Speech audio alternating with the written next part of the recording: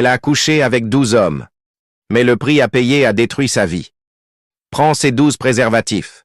Dors avec 12 hommes. Ta richesse naîtra de leur chute. Mais chaque acte t'enchaînera un peu plus à ta propre malédiction. C'est ce qu'un vieux marabout a dit à une fille pauvre nommée Hawa. Elle voulait briller. Elle voulait le luxe, la beauté, la vie douce qu'elle voyait sur Instagram. Elle a obtenu tout ça. Mais ce qu'elle a perdu ne pourra jamais lui être rendu. Dans un village vivait une fille qu'on appelait Hawa. Sa silhouette était étrange, trop parfaite pour être naturelle. Des hanches exagérées, une taille de guêpe, des cuisses lourdes. Elle vendait du maïs grillé, ses doigts noircis par le charbon, ses habits puant la fumée. Depuis la mort de sa famille dans un accident, elle vivait seule. Elle mangeait à peine, dormait sur une natte, et chaque soir, elle regardait le plafond et murmurait « Dieu, tu m'as oublié ?» Un matin, elle en eut assez. « J'ai vu trop de souffrance. Si Dieu ne veut pas m'écouter, j'irai frapper à une autre porte. » Elle marcha longtemps à travers les broussailles, jusqu'au sanctuaire du célèbre Bala Moussa, un marabout craint dans toute la région. À son arrivée, le vieux marabout murmura « Ma fille, l'aube t'a oublié, mais je peux changer ton destin. » Elle pleura.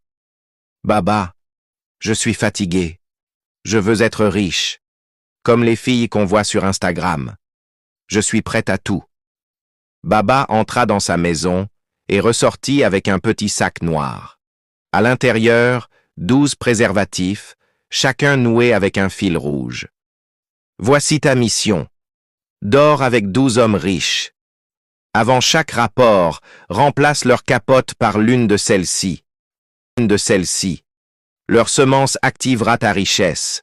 Ramène-les-moi, et tu seras plus riche que tu ne peux l'imaginer. Mais attention, chaque homme emportera un morceau de toi. Et si je ne réussis pas? Alors, c'est toi qu'ils prendront. » Elle prit le sac et partit. Quand elle quitta le village, elle devint Awishka la Queen. Une nouvelle version d'elle-même, maquillée, perruquée, stylée. Son corps devenait une arme, son regard, un piège. Et sa première cible était le président de collectivité. Il tomba sous le charme. Ils couchent ensemble dans une suite. Elle échange la capote. 3 jours plus tard, l'homme s'effondra en plein discours, aboyant comme un chien. Les gens parlèrent de malédiction. Elle comprit. Le rituel avait commencé. Et le second homme, un propriétaire d'un hôtel. Elle entra dans son hall comme une cliente VIP. Il la remarqua. « Vous attendez quelqu'un? »« Oui. La vie. » Ils montèrent dans la chambre. Elle fit ce qu'elle devait faire. 1 semaine plus tard, il perdit toute sa fortune dans une arnaque crypto. La 3e homme était une magnate du pétrole. Elle prétendit être une doctorante intéressée par le pétrole.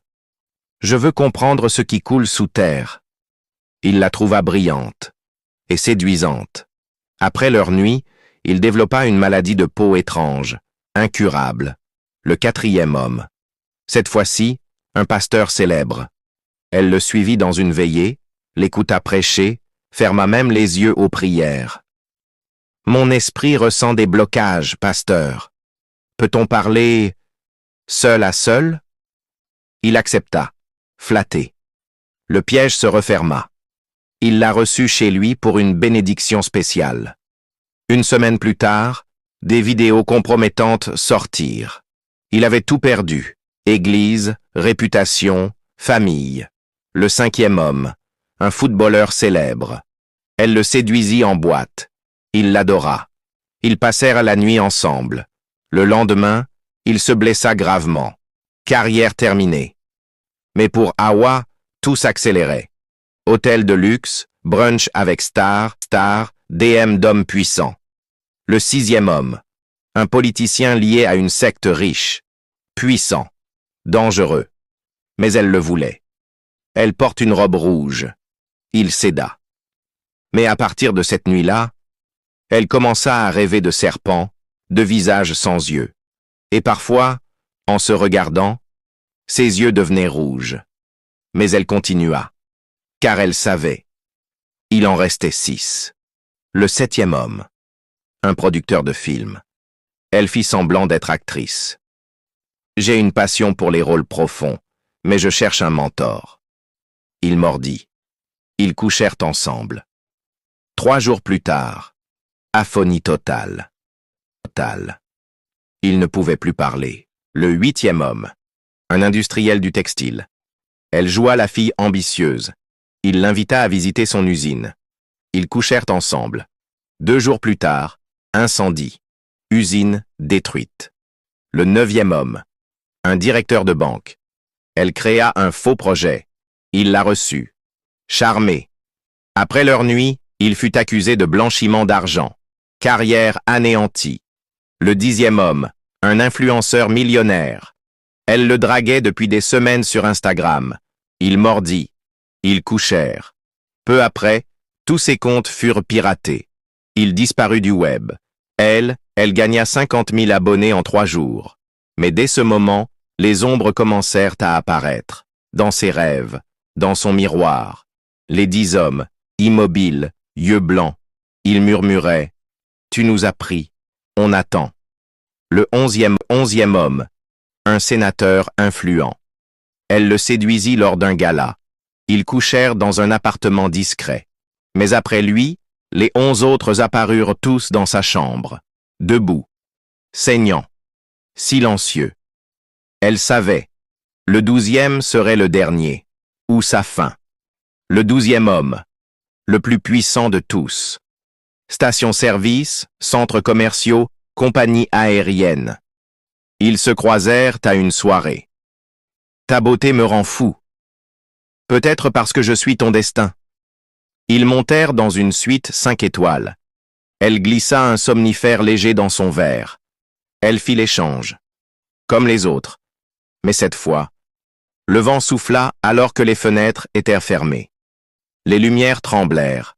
L'homme ne se réveilla pas. Elle prit ses affaires et s'enfuit. Bala Moussa récupéra les 12 préservatifs. Va, ta richesse t'attend. Et c'était vrai. Le lendemain, dans son appart, lingots d'or, millions sur son compte, Range Rover, maison de luxe. Elle sauta, elle hurla, elle avait réussi. Mais dans le coin sombre de sa chambre, les 12 ombres la regardaient. Les voix revenaient chaque nuit. Elle ne dormait plus. Son reflet dans le miroir bougeait sans elle. Des cris dans le placard, des visages dans les vitres. Un matin, elle s'effondra. Ses jambes noircirent, sa langue devint épaisse. Les médecins ne comprenaient pas. Elle retourna chez Bala Moussa. Sa maison avait brûlé. Il était mort. Une vieille femme lui dit « Tu as bâti ta vie avec leur sang. Maintenant, ils viennent la reprendre. » Elle pleura. « J'avais faim.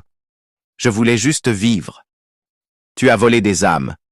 Prépare-toi à payer. » Dernier rêve. Les 12 hommes, en cercle. Elle au centre. Ils chantaient. « Tu as pris notre force. Donne-nous la tienne. » Elle hurla. Mais aucun son ne sortit. Le matin suivant, elle était aveugle.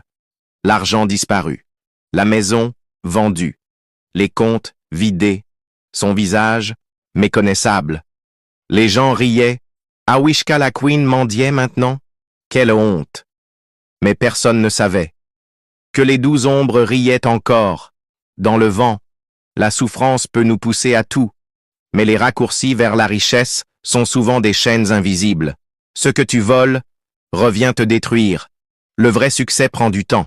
Il ne demande pas ton âme, juste ta patience. Tu penses qu'Awa méritait ce qui lui est arrivé? Aurais-tu fait comme elle? Dis-le en commentaire. Et abonne-toi si tu veux plus d'histoires vraies.